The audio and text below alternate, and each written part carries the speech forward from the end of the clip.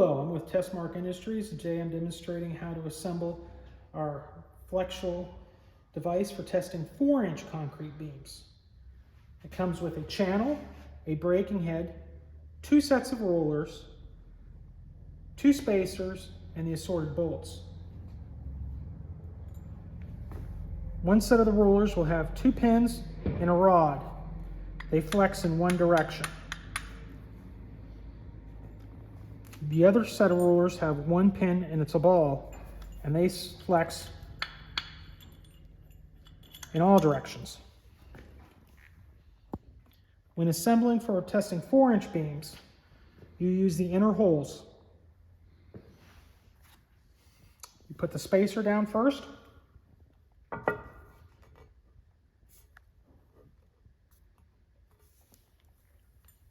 And set the roller on top.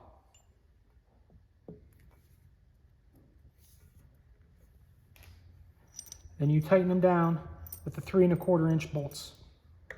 For today's purposes, I'm not going to spend the time tightening them down.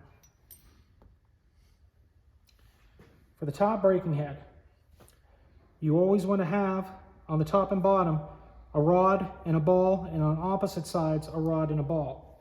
You'd once again use the inner holes for lining them up.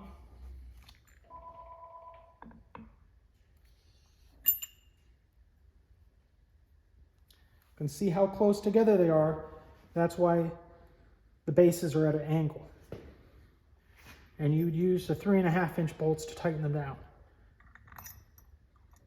Once again, each one gets 3 bolts each. And then you'd assemble it into the top of the machine. Thank you.